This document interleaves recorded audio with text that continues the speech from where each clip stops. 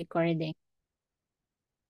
All right. Good afternoon. Sorry. Good morning. Good morning, everyone. So, thank you again for attending today's webinar. For today, I'll be sharing with you part two of our presentation.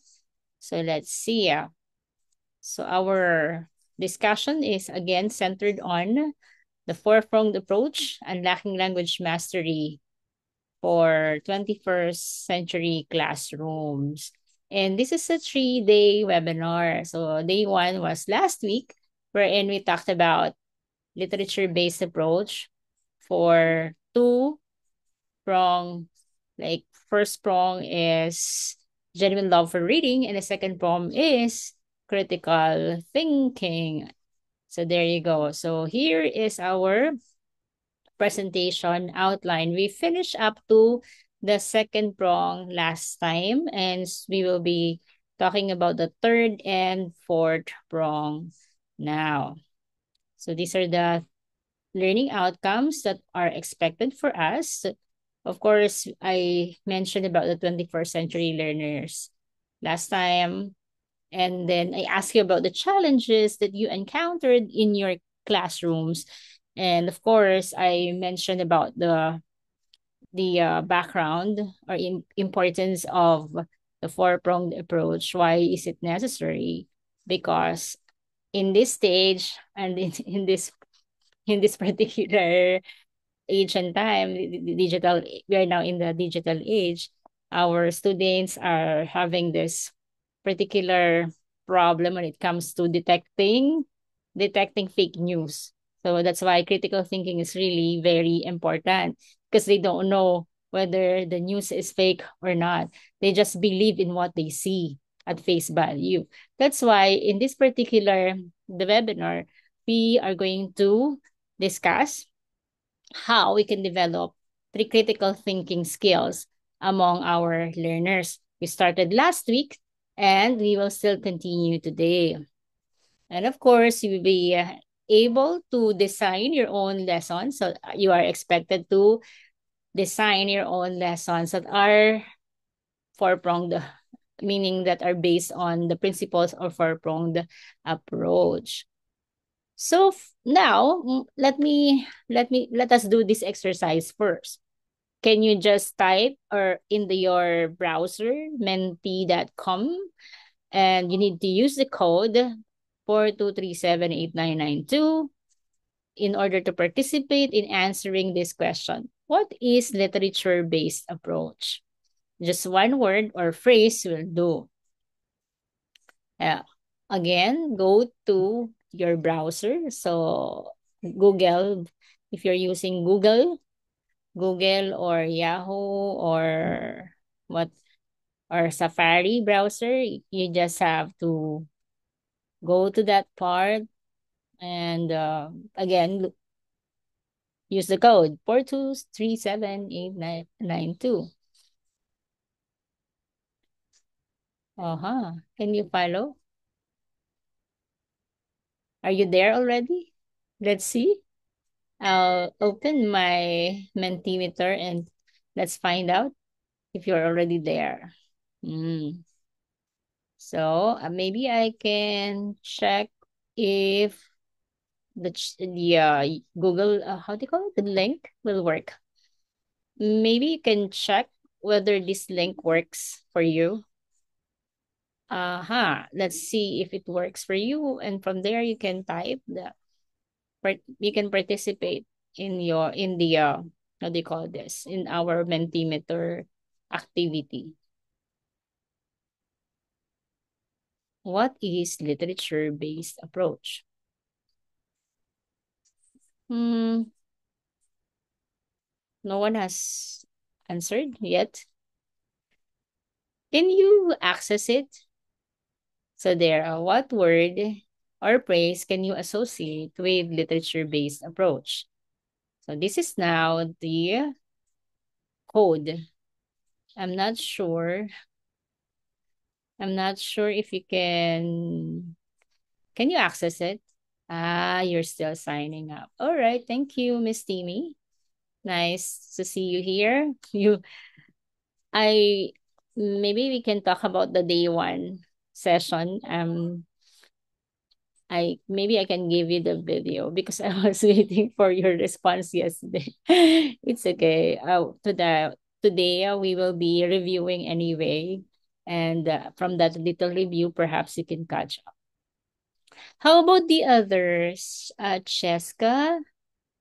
Cheska, Jenny, Shaina. Maybe you can. Ah, what is what is the mean by this? Are you in a seminar for 2 weeks? What's that? Okay, so perhaps you can just try answering. Wow. Mm-hmm.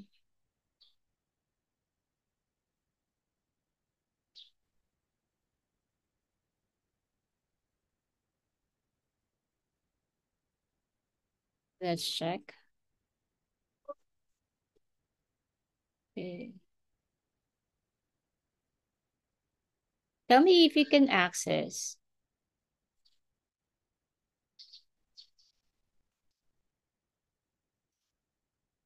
Let's see if you can access it. Can you access now?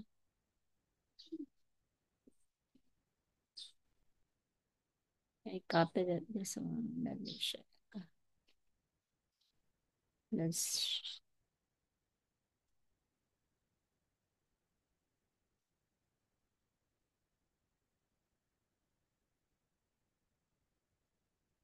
Yes, yes, yes. You may now answer. Ah, you cannot answer. Oh, why is it? Yeah, you can answer in the chat box. I'm not sure why. Let me check the setting. Let me check the setting of this Mentimeter. I don't know. Maybe the setting enable anyone with the link. Enable copy code. Copy link. Hmm, how come? It's only me can edit. That's why anyone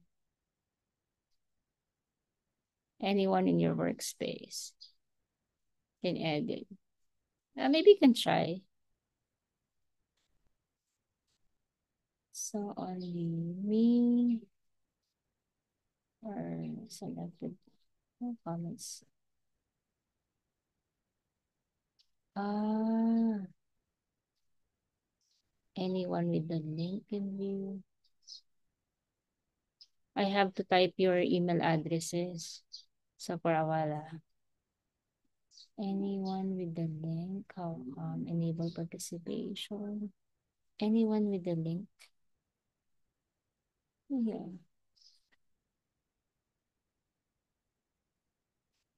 access level.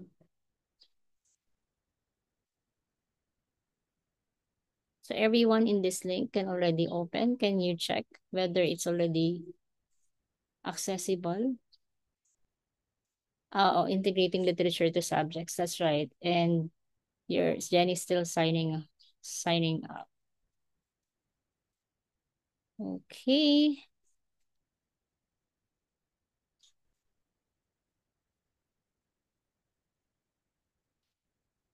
Can you try it?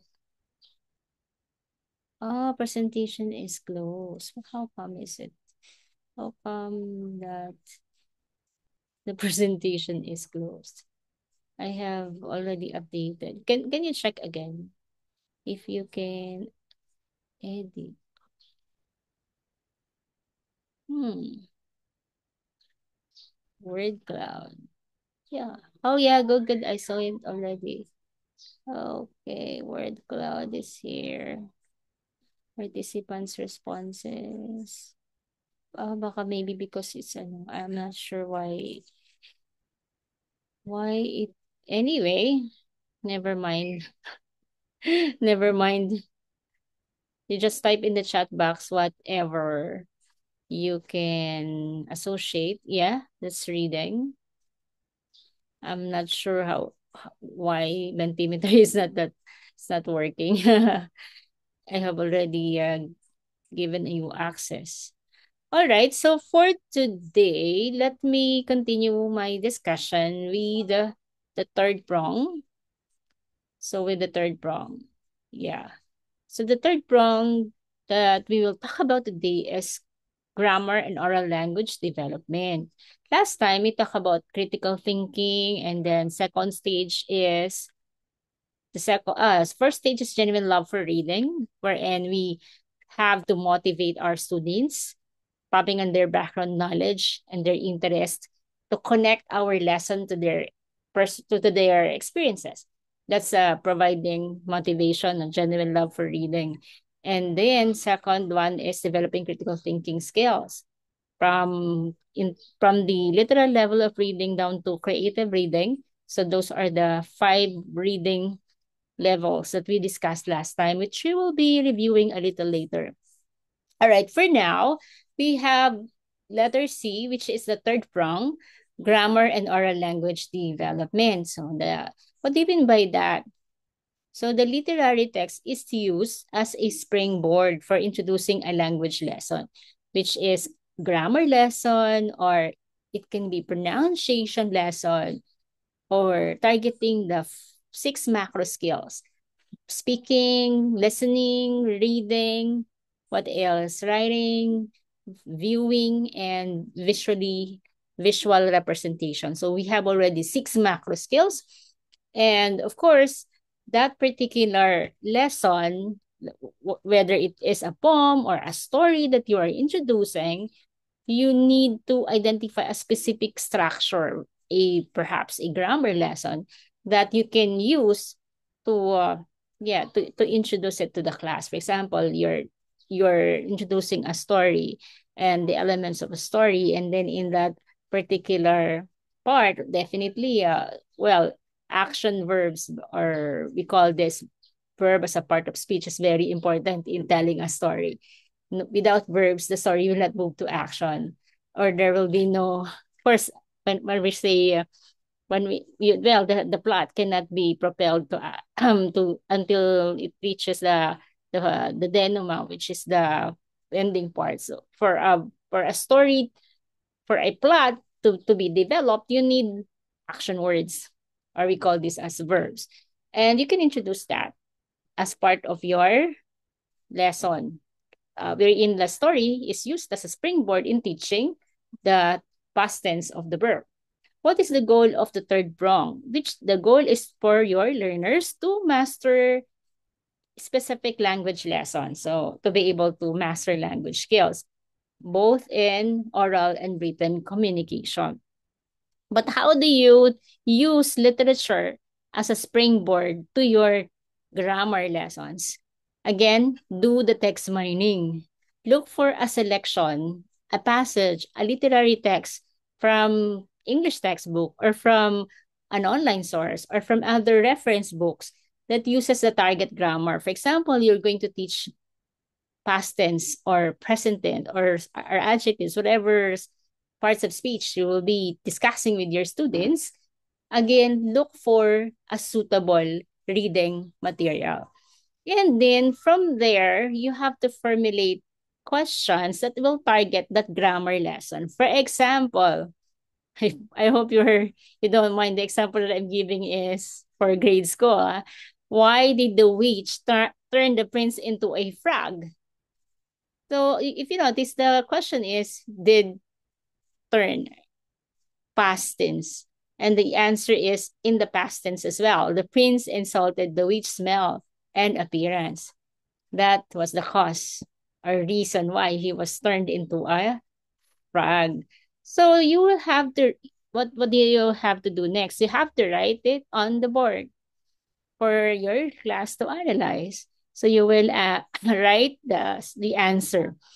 And then you can have another question. What happened to the prince when the princess kissed the frog? So the prince turned into the frog. What happened to the frog when the princess kissed the frog?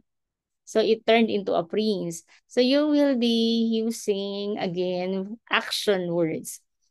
And your art of questioning should lead the students to that grammar lesson. For example, which word in the first sentence expresses an action or movement here, right? So insulted. And what part of speech expresses an action? So your students will say, oh, verbs. So verbs are words that express action. So what do you notice regarding the structure? What do you notice? You will ask your students, look at the verbs class. What what is the ending syllable? Or what is the ending letter? And the students would say, oh, it ends with ed kasi syllable, no? Ed. Or if we have a word that ends with D, oh, like what? Kick. Diba? But there's an ed also.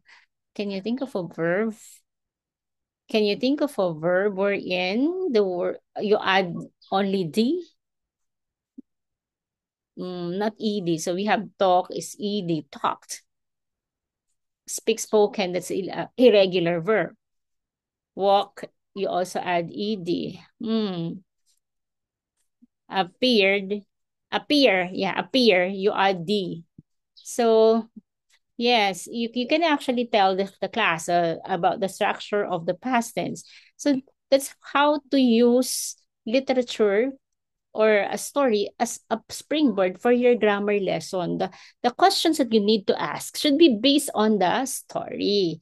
And you need to ask them to write their answers on the board, or perhaps in the interest of time, maybe the teacher can write for them. If it's high school students, then you can call them to write their answers on the board. If it is grade 6, yes, but for grade school, grade 3, perhaps the teacher can write the responses on the board.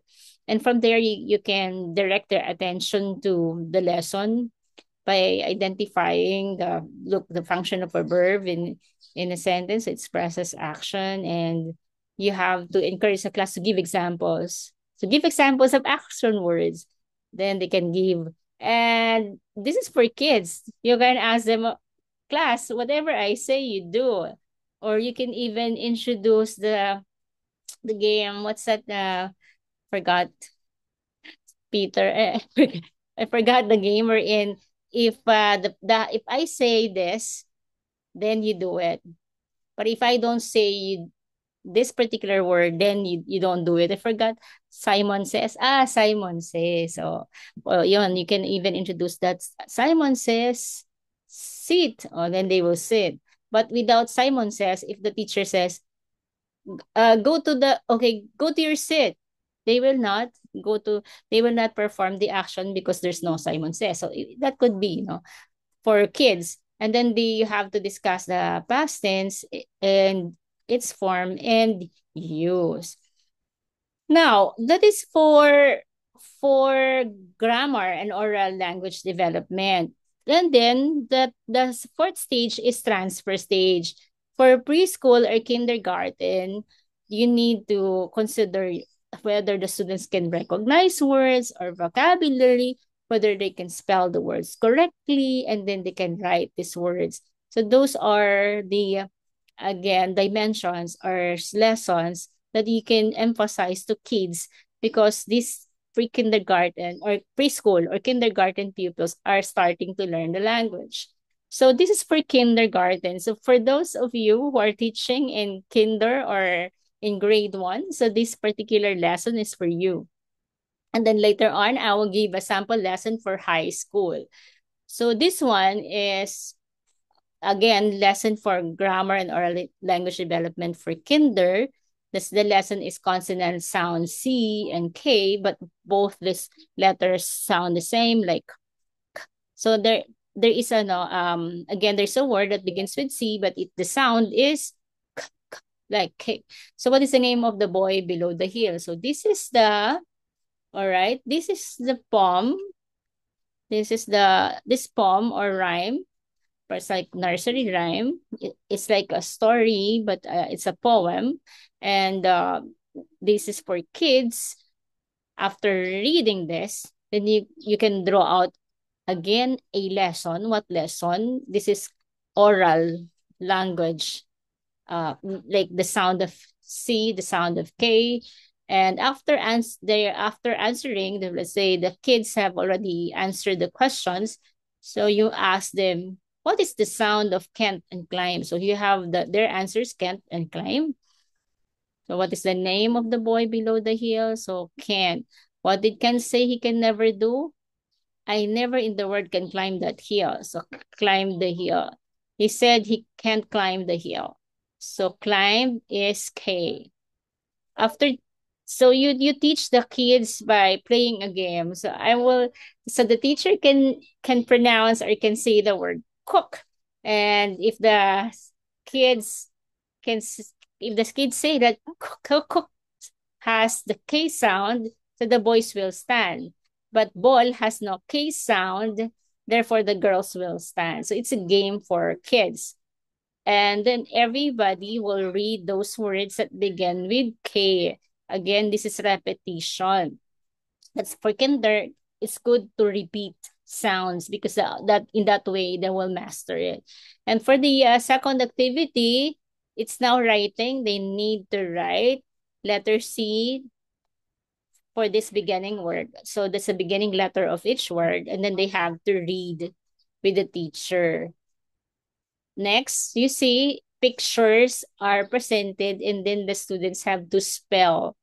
So, and each blank represents a letter, one letter. So it's cup, di ba? It's cap, cap, cap, C-U-P, car. So they know that it's candy. And for the fourth activity, they will circle the word, those words with the K sound. So cap. So it's easy. So if you notice, the activities provided are are geared towards the development of their what? Their the development of their oral language ability to pronounce words correctly with the sound of K. And then they have to combine the letters to form to combine the three letters to form a word. So it's cab, can. Oh, see, they are also learning spelling. And this one, it's they have to understand the sentences to be able to write the correct word. Like ice is cool. I drink from a cup. I'm not going to again, discuss that further. This is for kinder. And I think if you are kindergarten pupils, you're also doing those things, right? That there should be repetition of the lesson. Okay? This is now for still, this is for grade school or high school. For the teachers to be able to develop language skills or literature skills, what is needed? Yes, you need to make sure that you are targeting those reading skills that we learned last time, like identifying word meaning through context clues, reading skills, all those reading skills from noting details to drawing conclusions. Noting details, the literal level, scanning literal level, skimming, getting the main idea of a text.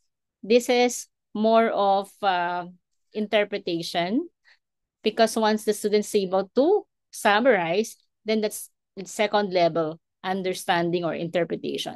Making inferences, that's interpretation. Formulating judgments, that's evaluation. Will they be able to recommend the book because they like it? So that's formulating judgment. So drawing conclusion is it's more of what? It's more of interpretation still because they will be able to conclude or so that's still interpretation and creating something out of that particular story or a poem that is creation, like make them role play it or make them write a poem about it or write a reflection, a letter to the character, a letter to the author. So again, those activities are for the last level, which is creative reading. And also, when you discuss let's say when you discuss grammar lessons and when you use literature text as basis for grammar lessons, then you make sure that they also can transfer or use or apply these grammar lessons in a different context. All right, so that's transfer stage. All right, so the most important thing to remember when you are teaching language or reading skills, they must be able to apply those skills, and at the same time they must enjoy what they're doing. So we know that our students have diverse learning needs. And to be able to address those needs, you have to provide differentiated instruction or activities for them. Now, for instance, the first skill, let's say that you're developing is speaking and your lesson is past tense. You may can make them tell a story. So let them, let's say, take turns in telling a story. That is for advanced learners, if they can use past tense. This is already transfer stage. This is applying the lesson to a new context, a new situation. That we can also ask your learners to work in pairs, meaning they have to come up with a dialogue and share about their past experiences, like the day when they had their field trip. This is for those who are shy and they don't want to speak alone. They don't want to face their classmates in front because they're nervous. So you can actually pair up those shy kids, with the confident ones. So in pairs they can tell a story or come up with a dialogue for that. Okay? So maybe you can type yes. So can you type, do you do this in class? Type yes. If you're doing this, like you provide opportunities for kids or for your learners to communicate with each other, like doing pair work or make them tell a story individually and front. So type yes if you do that. So maybe keep just type yes later. Okay, let me continue. Yeah, so for another macro skill, what is the first macro skill that we said last time? We have already pointed out here is speaking. And then the next macro skill is writing. So for the students to master a particular skill, whether past tense or whether narrating a story sequentially or logically, you also have to consider those six. Actually, there are six skills. So the speaking, this one is writing. So they have to complete this sentence. So see, it's easy. She came home last night because she worked on her project. Past tense. But for fast learners, you can ask them to write a paragraph, write a letter, discuss, maybe sharing what happened last vacation, or they can compose a poem using past tense to talk about their personal experiences. So again, differentiated learning activities for students with different learning needs. For cognitively challenged learners, you just make it simple for them. Sentence completion will do. But for fast learners, achievers, you can perhaps give them some complicated tasks like this. They can even role play a scene from your story discussed. Now we move on to other macro skills. What are they? So reading and listening. Next, for this activity, you can ask them, actually, you can introduce AI as tutor to explain a difficult concept. They can even talk to ChatGPT and explain to them the use of past tense. And they can even communicate to ChatGPT or any AI tools using past tense. And they can even ask AI to comment on their use of language. So ChatGPT and other AI tools can already provide them feedback regarding their language use. See? So nowadays, it's easy for us to teach our learners because AI is there to become their tutors. What else? They can even post this particular difficult text and let AI simplify this. So see, they can listen, they can read it, they can read the simplified version. All right. And once, for example, you provide them a reading task, you model the strategy. Remember the strategy that I taught you last time? That when they read as a story or what else, a poem, they can use annotations or they can use think aloud, and you can model that to your students. How do you model that particular strategy? So let's see. All right. So I gave you last time, like, I don't have a sample here, but in order for me to explain this, I will go back to the sample I gave last time, which is my poem. So grief. Are you familiar with that poem? So grief. Grief, a five-letter word that can enslave anyone. Grief is an emotion, meaning when you're grieving over the loss of someone, so that's deep sorrow. But why did the persona say she was grieving? Listen to this, or listening skill. Grief, a five-letter word that can enslave anyone. Even me, I feel its pangs, poisoning me to the core. Even me, I feel its pangs like a venom poisoning me to the core. How does it happen? It's unexplainable. I thought of myself like a formidable fortress that can never be affected by outside pressure. But then it's a false pretense, for it only takes ingratitude, apathy to weaken my highly spirited self. I'm sobbing within, a scream so silent that no one hears, feigned by smiles and laughter to hide inner pain. So how do you make your learners maybe follow a strategy that you're using? One strategy is thinking aloud.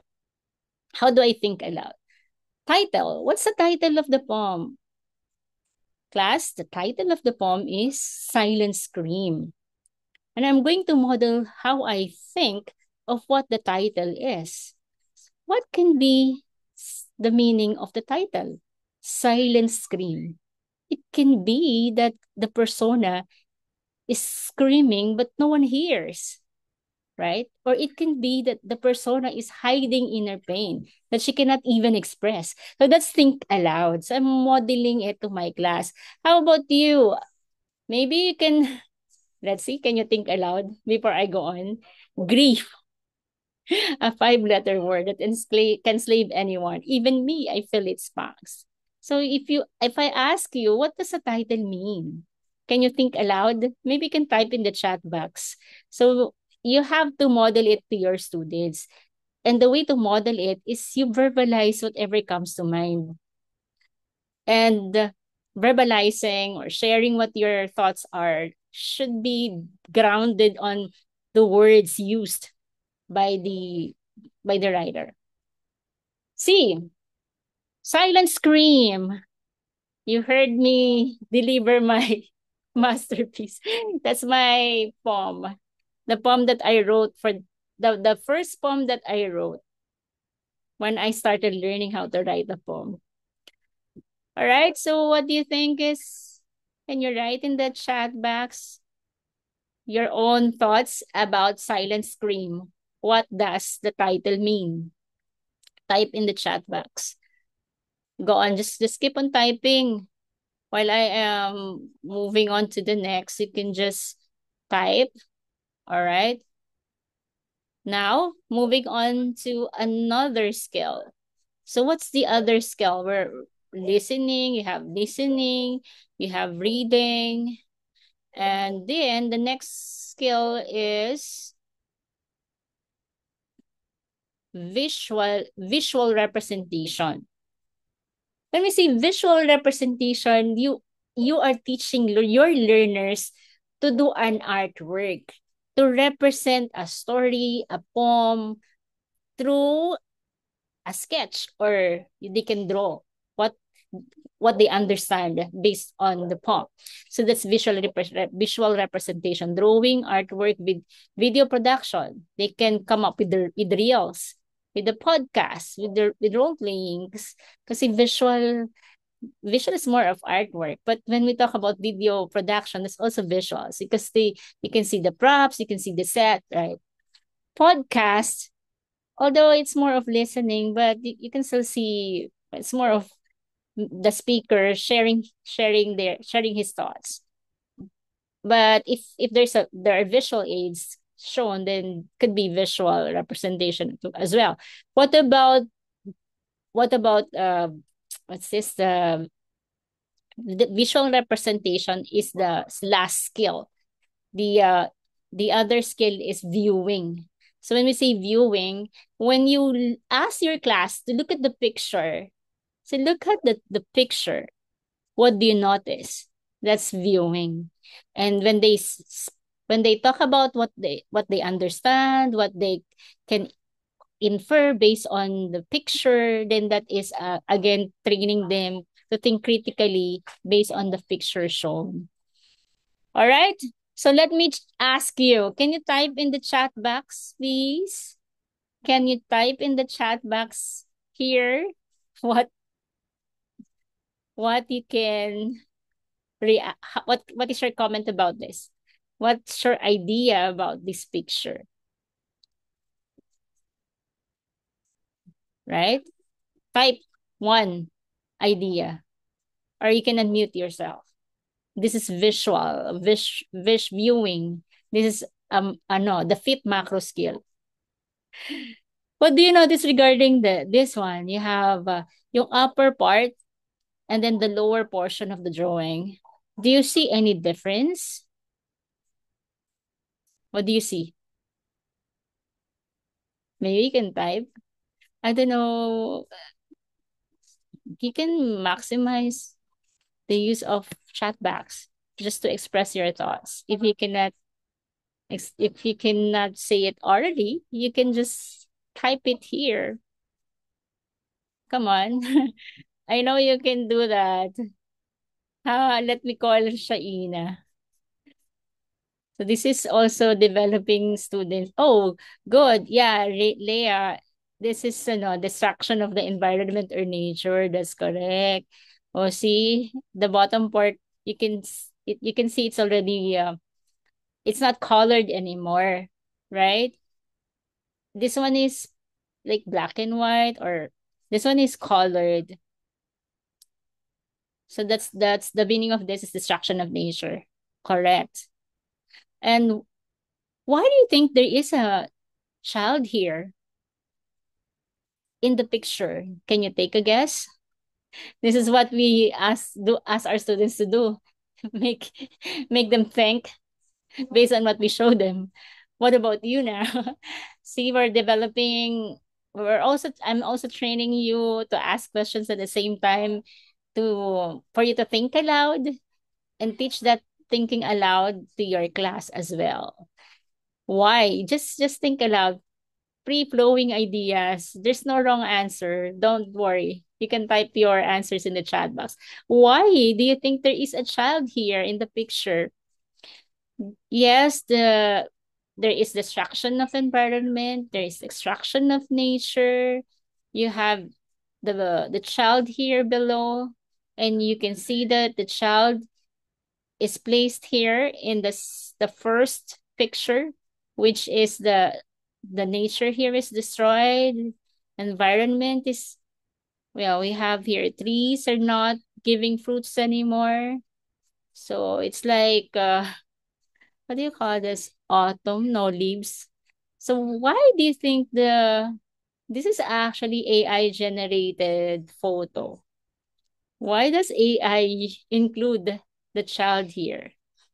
And what is my prompt that made the child be placed here? Okay, good. The artwork itself is contrasting. So it shows contrast. Good. The contrast of a vibrant world. This one is very colorful. This is a healthy environment. blooming trees and flowers. Here, it's dull.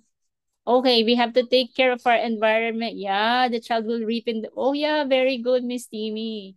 Because whatever we sow today, who will be affected? Yeah, the children. Yes, whatever our generation, do. So whatever we do to our environment, those who will be affected are the children of the future and the children now. Yeah, nowadays also. Thank you, Timmy. Next one. Another way of developing critical thinking skills, I'm going back to prong two, which is developing critical thinking, although we are already in transfer stage. Because you cannot even develop critical thinking skills unless you know how to develop them, unless you can provide activities that and questions that will make the students think critically. And one way of asking critical questions is to be guided by the literary approaches. What happened to my PowerPoint? The literary approaches that, we have to teach our learners. Maybe for high school and for elementary, literary approaches should not be directly taught. It must be indirectly taught. You cannot say, kids, we're doing a reader response analysis today. We're doing formalism today. No. In your art of questioning, it will just be introduced indirectly. Let me just give you a sample after presenting all the different approaches. For the reader response theory, you need, of course, to make the readers, your students, express their beliefs, their prior knowledge, connect connect their experiences to whatever they are reading. That's actually what we're doing, isn't it? How do you feel upon reading the story, kids? How do you feel? And what did you learn about the story? What is the important message the writer is communicating to us? So that's more of reader response, their reaction. How do you feel when this character was maligned or was bullied by his classmates, something like that? So that's reader response. Did you ever experience that before when you were bullied by your classmates? So that's reader response, connecting the theme of the story or the experiences of the character to their own personal experiences. What about formalism?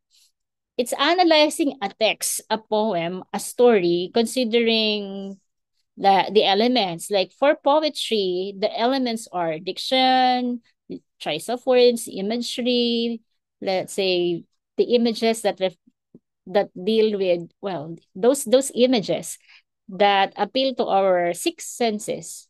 Ay, five. Sorry. The sixth sense is different. Five senses. So sight, what else? Sense of sight or seeing, sense of smell, sense of touch or feel, di ba? Feeling. What else? Taste and what else? Smell, hearing, those five senses. And then figures of speech are familiar with that. Simile, metaphor, etc. Yung rhyme, rhyme scheme, all, well, in poetry, you can see easily rhyming words at the end of each line.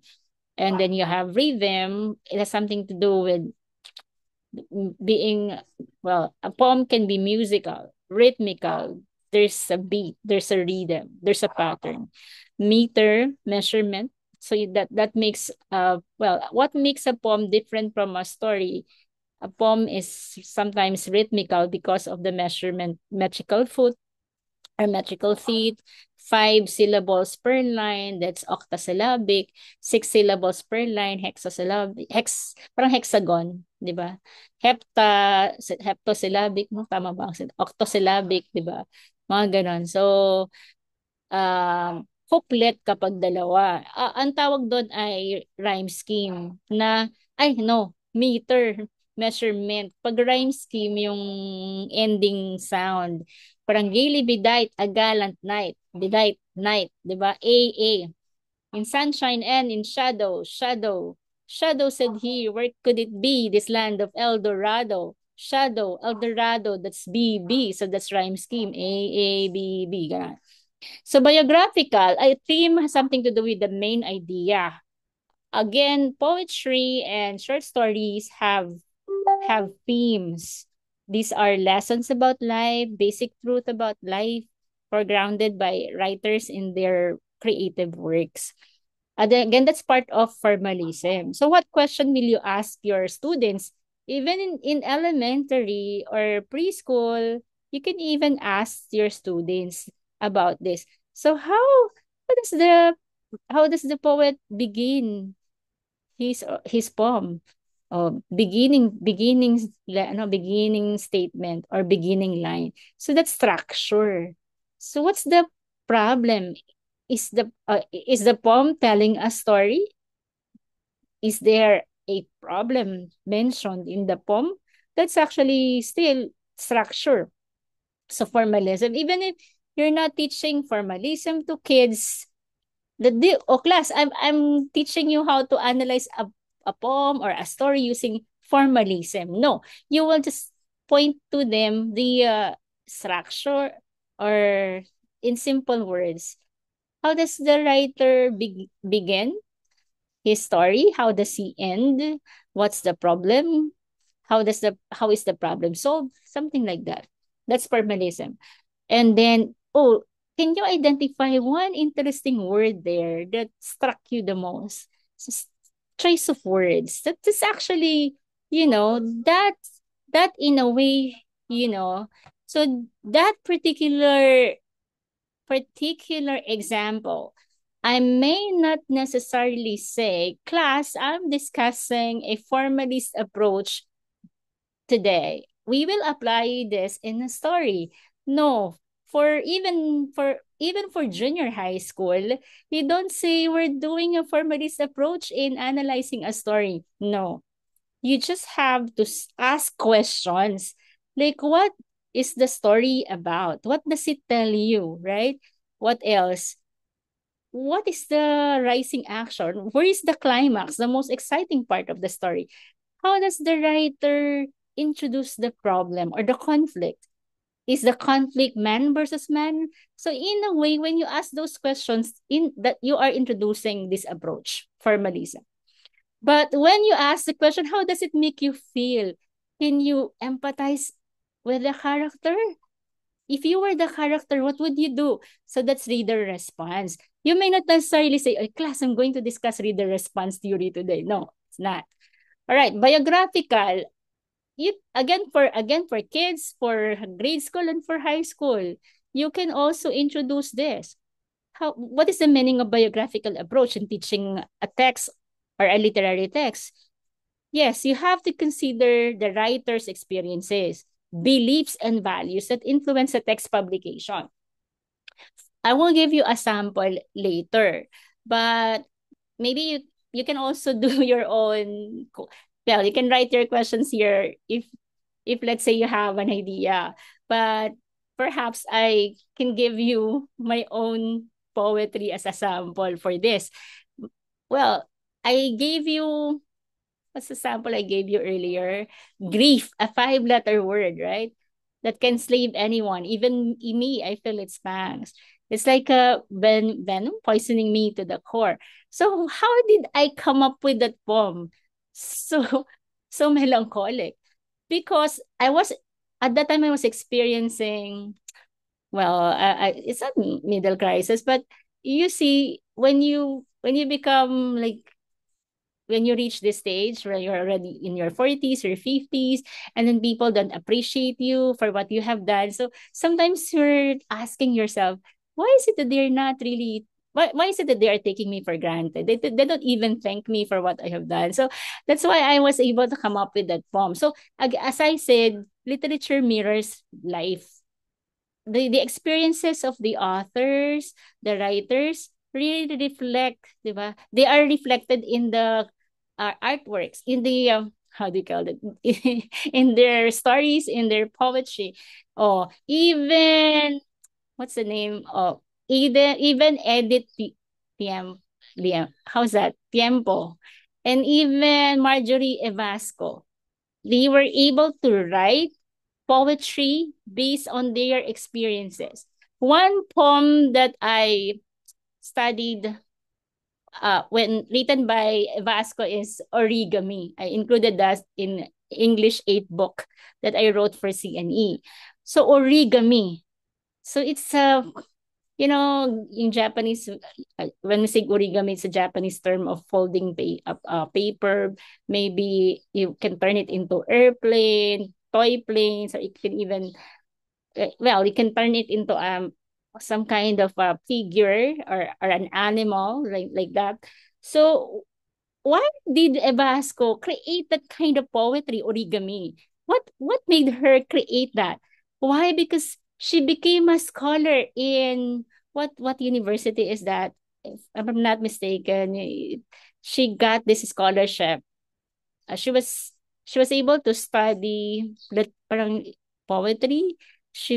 Because of a grant in Iowa University, and she was far from her family, and so she was able to come up with that poetry that, well, the last line in that poem says that parang this paper crane, or this crane would take some kind of, what was that? There's a word like flights, that that crane would be some kind of a symbol, a representation of, even if I'm here in the US, it can reach you.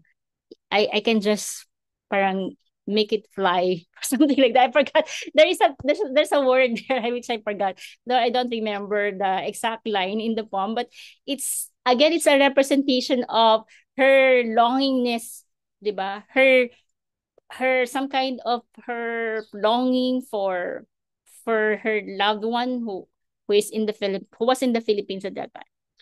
Si Tiempo naman, uh Edith Tiempo wrote about bonsai. 'Di ba? That she said she's going to parang, how is that? The term bonsai, parang making it smaller. When you say bonsai, you are familiar with bonsai. A certain, parang you're familiar with the bonsai tree. It's small. So everything, all her loves, everything that she loves, perhaps memories of her love, she turned it into small things that can be put inside a box. So it's like creating memories that she kept wherever she goes. So that's again biographical approach. It relates to her experiences, to her love for her father, to her memories of her father. So again, everything that a writer writes is relevant to his or her experience. That's why you can ask the question, why do you think the writer was able to compose such kind of poem, amazing song, although it's not a literary work, but when you strip off that when you strip mu off the, I don't know, what do you call that again, when you remove music. So when you say strip off melody, when you strip off that song lyrics with melody, that's what I mean. Yeah, it becomes poetic, but not all songs are poetic.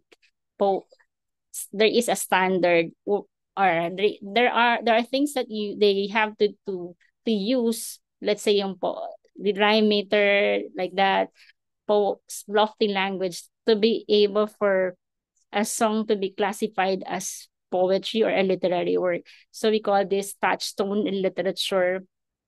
There are standards that they have to observe when writing poetry, which I guess, based on based on the standards set by literary scholars. All right, but there are songs which can be considered literary works because they resemble poetry, because they use literary devices like rhyme, meter, figures of speech, etc. Anyway, so moving on to historical approach. What do you mean by historical approach? Transacting text meaning by understanding the social, cultural, political, and economic conditions surrounding the text publication. So what is the example of this? If you're familiar with the Dekada 70, how many can you react here? Can you type yes if you have watched the movie Dekada 70, starring Piolo Pascual?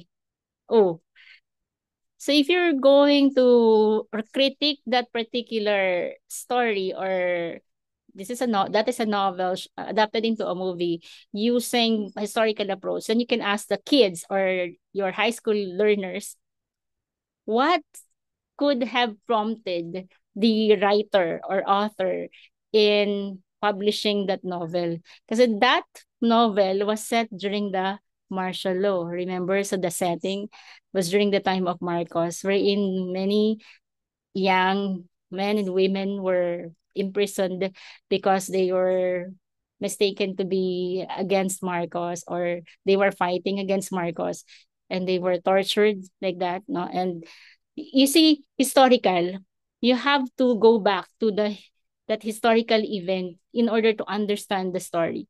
So what why was Piolo taken away by soldiers, something like that? Oh, so again, what was that historical event in the Philippines that had influenced the writer in publishing that novel? So again, that is historical approach. What about Marxism? Describing power dynamics or power struggles or the relationship between the oppressor and the oppressed in a literary text. Well, again, Marxism from the word Marxism, so power struggles, and usually in the family, who has who has the say, who makes important decisions, the breadwinner, right? The parents, the children will just listen. And if the parents are already deceased, usually who makes a decision? Not sometimes it's not the eldest, but the one who is the richest, the richest person in the family makes the decision. See? So that's the power struggle. If you are rich, yeah, if you have the power, if you have the money, then you can command, diba? You can command others to do something for you, or not really to enslave them. But again, there is power struggle. So the question that you ask your students is this: 'di ba, the fight, 'di ba, there is a family feud. The poor, 'di ba, the battle between the poor and the rich, 'di ba, Romeo and Juliet. So who has that power? Who is oppressed, 'di ba? So you can identify in the story na the oppressor and the oppressed, and what makes the oppressor oppress the oppressed. So tongue twister, no, or play of words, because they have the means, diba? They have the machinery to command people, or if they have soldiers, or if they have armed men. How do you call this? They have this people to do something for them. So it's usually, in our Philippine movies, 'di ba, if the poor if the rich, the rich man, okay, the rich son fell in love with the poor girl. So what happens? Parents, the parents were against it, and they would do everything in their power for the man, no, for their son not to marry the poor girl. So there's power struggle, isn't it? So Marxism. And then post-colonialism is interpreting power dynamics or power struggles in the context of the colonizer and the colonized. Again, in well, Marxism and post-colonialism are quite the same. Why? Because again, there's also power dynamics, power struggle, but the only difference is that when we say post-colonialism, it has something to do with the colonized. Like in the case of the Philippines, the Philippines was colonized by the Spaniards, the Americans, the Japanese, and during the time of the Spaniards, again there was this power struggle. Why? Because the colonizers oppressed the Filipinos, whom they called Indios because of this polo, 'di ba? Yung forced labor. So there, so post-colonialism, they again because of because they were superior to us, because they brought with them their technology, they brought with them their religion, and they used their religion to tame the Filipino. So that there, again, post-colonialism. In the poem written by, well, in the speech, I think in well, racial discrimination yun, no? Post-colonial, can we say it post-colonialism? Still, racial discrimination can be a form of oppression. All right. So there are a lot of stories where in the you can read it using yung post-colonialism as an approach to literary critical to interpreting a literary work. Okay? Maybe one poem, yeah, we can use the novels of Jose Rizal. What are the two novels of Jose Rizal? Can you remember? Can you type in the chat box? The two novels of Jose Rizal are, di ba? No Limitang Hera and El Filibusterismo. Again, we can ask questions to our learners for them to be able to identify the power struggle between the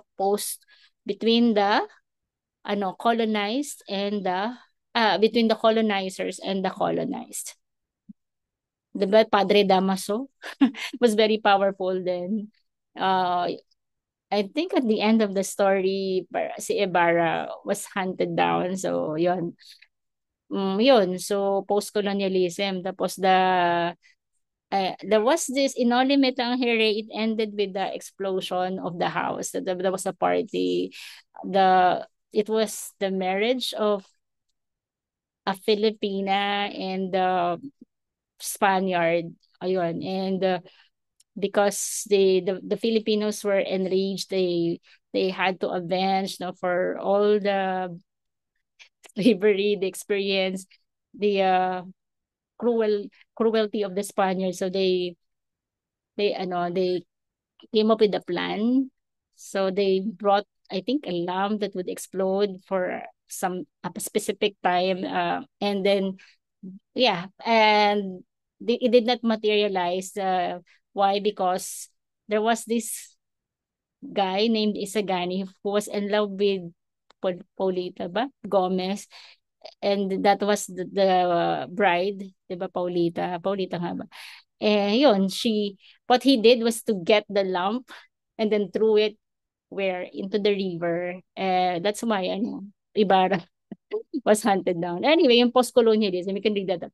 Feminism. So reading a text focusing on gender roles, female representation in narratives, women's voices, and power dynamics reflected in a text. So usually, when we ask our learners about gender roles, yung female stereotypes, you can just ask like a question, uh can, yeah, how is the woman represented in the story, or how is the woman, di ba, the woman character or the main character treated by the by the male or male character, so something like that, gender role.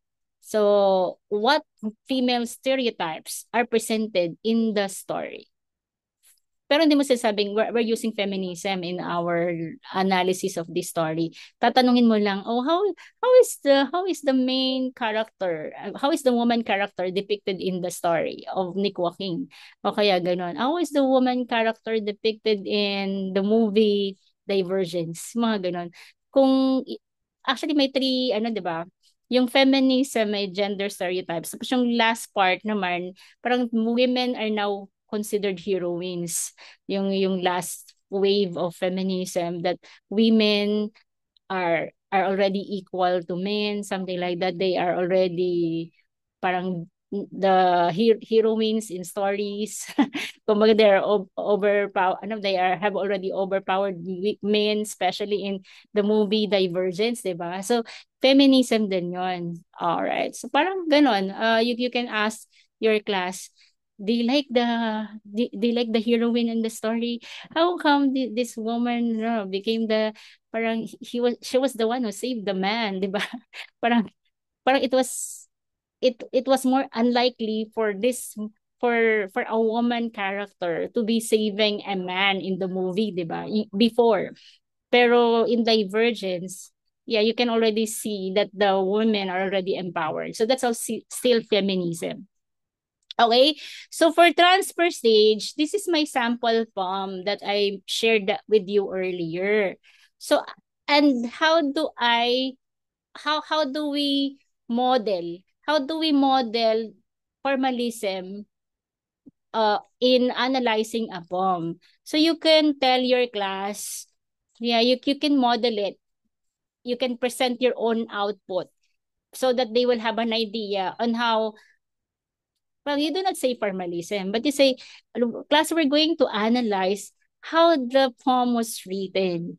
And we would like to see the use of language, the use of figures of speech, and then the structure, the flow, how how the poem was structured, and how the writer was able to convey her her message, her powerful message through her poem, the way she organized it, and the way she used language and figures of speech. Yung mga ganun. Can I request one to read it for me, please? Para we can already identify what what makes this particular literary work let's what makes this a literary work, and what are the elements of a poem that we can see in the poem. Okay, Leia, please read, please. Thank you. Yes, sorry. Can you increase the view? All right, so make it Sorry, yeah. bigger for you. Oh. Sorry, Pero sige, I'll try. dali lang, let's make it Sorry, a yeah. little Yeah. bigger for you. Let me increase the font for you. I'm not sure it's okay already, but how do I make it bigger Sige, miss, I'll try. I'll try. for a while? Okay. Sige, let me present now. Uh-huh. I can't open. I forgot. Make it, it's not bigger eh. Okay, yan. Is it okay now? No. Yeah, I'll try, miss. I'll just read. Okay. Uh, in Sekenya's 2024 Silent Scream, she uses personification to describe grief, a strong emotion that can enslave anyone. This emotion is likened to a venom that is a simile that affects the persona's core. What causes her grief are indifference, apathy, people's ungratefulness, or their lack of appreciation. She thinks she's strong, high spirited, but this emotional strength is weakened by people's ingratitude, apathy, and disregard. This causes her inner pain, making her sob within, a scream so silent, oxymoron, that no one hears. The use of vivid imagery reflected in figures of speech, such as personification, the feeling of grief that can enslave anyone, similes, grief's pangs compared to cobra's venom, poisonous, the assumption of comparing herself to a formidable fortress, and oxymoron, a scream so silent, intensifies the persona's melancholic emotions. The writer was able to convey successfully her intended message that grief over resentments caused by people's ungratefulness and their utter disregard of her worth can weaken one's spirits. Hence, the poem is an eye opener for everyone not to be affected by other people's opinions and actions. So there. Oh, what makes it formalism? I mean, you have the use of figures of speech like oxymoron, similes, what else? Simile, personification, what else? Yan, all the use of imagery. The use of imagery supports, or when we say supports the emotion expressed by the writer, which is sadness, a feeling of the feeling of grief, which is a deep mourning. It's not melancholy, it's not sadness, but the use of grief makes it so intense because grief is only used, di ba? Grief is only used to refer to a person mourning over the death of a person, of a loved one. Pero in this particular poem, it's used as a deep mourning for people's lack of appreciation of the yeah the person herself. I mean, with all the things that she has done, and yeah, Leia. Question lang, Oh, in teaching literature, for example, in poem, mm, for senior high school students, can we combine the different theories? Let's say, for example, in the art of questioning, can we combine formalism, biographical, so that, kasi sometimes teachers nauubusan ng questions, especially if you have students who are very quiet, eh. So can we combine so that we can vary the questions? very Or good. it depends on that theme or the topic of the poem. the the first question is good, very good. But again, you can combine the different approaches, the literary approaches when you ask questions, like use of usually biographical is important if the readers or learners know the biography of the writer or author. It will be easy for them to understand why the writer publish that kind of poem or story, because it mirrors her own life experiences.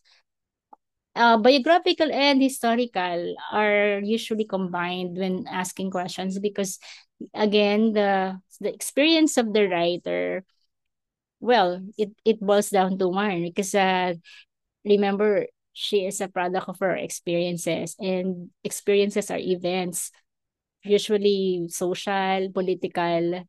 Remember? So those social and political, or social political issues that beset the persona, during the time when she was writing that particular masterpiece. Again, she was pretty much influenced by that experience. So look at this one. This is a sample application of biographical approach. So this is Maya Angelou, again, African American writer, and she's a poet. She passed away in 2014, but had suffered from racial discrimination, rejected several times from the job she was applying for, a streetcar conductor. And remember that, look at the time she was born, that 1928. Women did not have any power yet, right? They were unequal to men. Men were considered as superior beings. Only patriarchal society, remember, emerged during this period from 1928, or around 1960s, but if 1950s, I guess, if I'm not mistaken, because women were inferior to men. They were relegated to just work at home with no, practically, parang they were not given important roles in society, and even in jobs. The priority was men, all right? Oh, that's why, ayan, no, look at this. She was applying for, because of, not only because she was a woman, but also because she was an African American. Ayan, and but after several attempts, that's the only time that she was finally accepted for the job.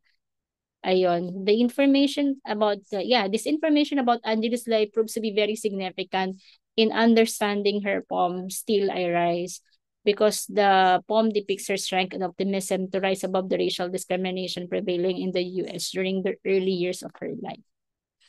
Racial discrimination and also gender discrimination. Ayan.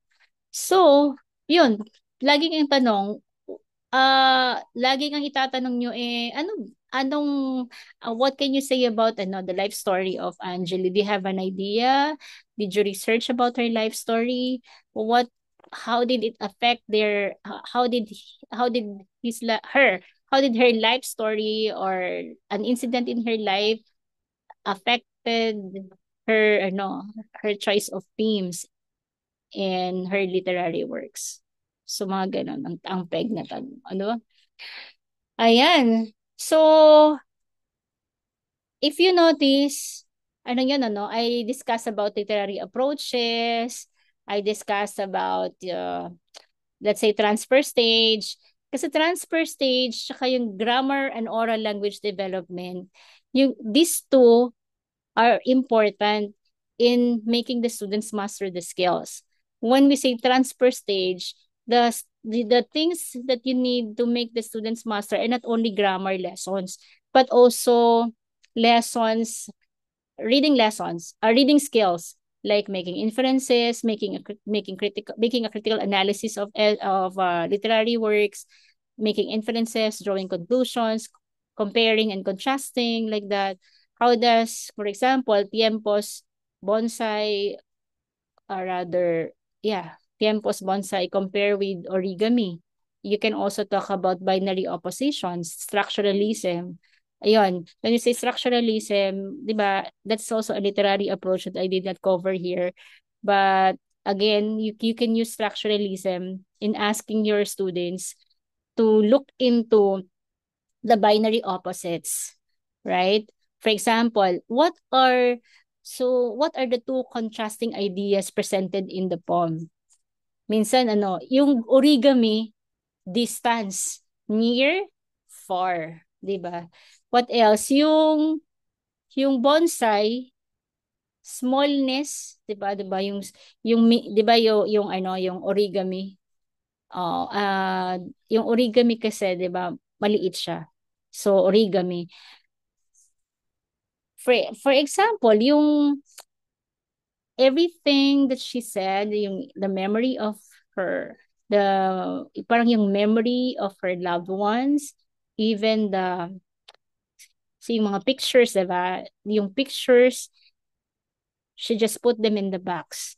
Parang ibig sabihin, she scaled down everything about her loved ones. Scale them down. Parang scale them down is making them small. Making them small that can be contained in a box. Eh, what can be contained in a box? Mementos, di ba? For example, pictures. Tapos yung mga ano, uh, real objects. Parang real things that the person possess, like the necktie. Parang, di ba, yung necktie, you can just fold it and put it in a box. So yung making everything scale down into something small. So yung parang vastness and smallness. Ayun, yung binary opposites. So structuralism. And again, uh, you have to consider your art of questioning, your art of questioning, and how you can make them think critically using those approaches that I discussed with you, but without telling your class that, hey, what literary approach will you use in critically analyzing this poem or this story? Will you use feminism? No, you may not say that to your students because these are technical terms. But in the way you ask questions, that will make them analyze the life of the author, the historical milieu that influenced the author in the publication of his poem or her poem. All right, so we will have an activity, di ba? Your World by Georgia Douglas Johnson. I want you to open first the Padlet that I will, right? I'll open. Okay, please open your, siguro, do you have a Padlet? Because I have here, just tell me if you can open your Padlet because, or if you have a Padlet, because I have here something for you to do. I hope you can share your thoughts on this. Let me check up. You have to formulate one question. I'll check if you can access this. Tell me if you can access. All right. Tell me if you can access. Okay. And then I'll I'll show you what to do based on the poem. All right. We'll have this activity. It's a mental exercise where you can just open this, 'di ba? Click these three dots and then you can add post. Ito, add post before, add post after. And then you can write. You can just type your question there. If you are or if you have already logged in, if you have can access, you can just type here what your question. So for example, what is or who do you think is the you there? The you, yeah, who do you think is the you addressed by the person? Ayan. So, and then you published. Oh, so you have here a list. All right. So I think you need to delete that because I want you to write here. You just write here. Oh, oh yun, the. So you just click this portion. Sorry, I need to delete. There are 2, 4, 5. You can just work on any plate on any the same question you can just choose one of the 5 templates, but I can have it. What is that? I can duplicate this. Pero you're 6, right? I'm going to duplicate and make it 6. Duplicate. And you can write your name here. O sige, you can choose. So, 1, or I'll be the one to choose para you have your own. So, 1 kay Leia 'to. Ito, pangalawa kay Miguel. Pangatlo kay Timmy. Pang-4 kay Shaina. Pang-5 si Jenny Rose. Pang-6 si Cheska. So, yon. So, you can just, anong ita-type nyo? You have to rate at least one question for every level. Ano yung mga level question natin? Literal, 'di ba? Literal, ano pa? Interpretation. Interpretation, making inferences. Next, evaluation, personal judgment. Integration, relating it to life. Last is creative reading. Make them create something out of the poem. Ayan. Maybe a reflection paper, etc. Pero I will show muna the poem to you. Okay? The poem is very easy. It's about you can interpret it even without using any help from AI. Because the words are very easy. All right. Diba? Your world is as big as you make it. I know, for I used to abide. In the narrowest nest in a corner, my wings pressing close to my side. But I sighted the distant horizon, where the skyline encircled the sea, and I throbbed with a burning desire to travel this immensity. Then I battered the cordons around me, and cradled my wings on the breeze, then soared to the uttermost reaches, with rapture, with power, with ease. So using Ayan, using ano ha, it could be number one, you need you need to ask questions to develop critical thinking. And you can also use, well, think of a question wherein your focus is a grammar lesson. In my sample earlier, use literature as a springboard to teach a grammar lesson like past tense. Here, you can use adjective or you can use we have present tense, travel is present tense, pero battered, you have past tense. So you have big as an adjective, narrow as adjective, well, distant is an adjective. So grammar lesson can be about adjective because you have adjective here. Uttermost is also an adjective. Ayan, is. With rapture, with power, with ease. Ayan. Burning desire. Burning is also an adjective. So you can ask questions that develop the student's ability to make inferences kasi transfer stage yun, di ba? If they are able to make inference about the poem, they're able to draw out a conclusion, di ba? To make a generalization. That's using the skills they learned from the previous lesson in understanding the next poem. That's transfer stage. What particular skills are being transferred? Reading skills, grammar skills, yon, pronunciation skills. So, using literature as a springboard in teaching grammar. Ayun. So, ay, okay. Pwedeng literal question muna and then moving on to the next.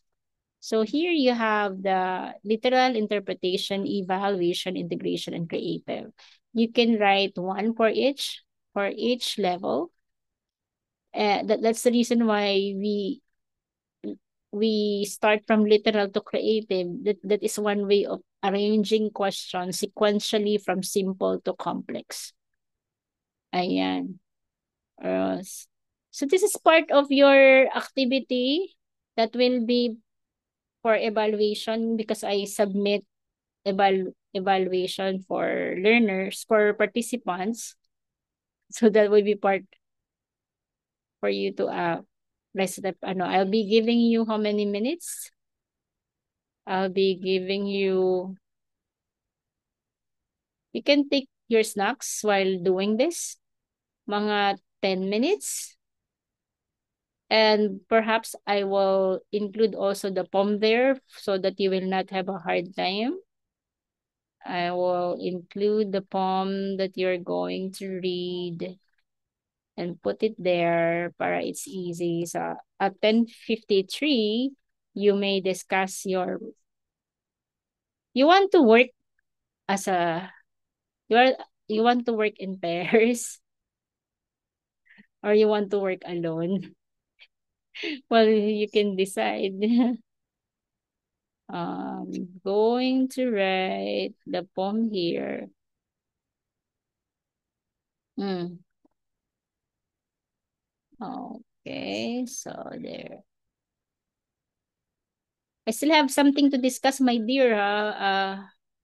We are just doing an activity para there is another lesson that I need to discuss with you, which will add, which will provide additional tips on how to, again, how to make your students acquire those important skills. Critical thinking and language skills. For a while, okay. Let's see. For a while, I am putting the form in on Padlet so that you will be able to see it. This one is your world. All right. So there. Ayan. 2, 4. Eto na, yung your world. Tapos, dito kayo magsasagot, no?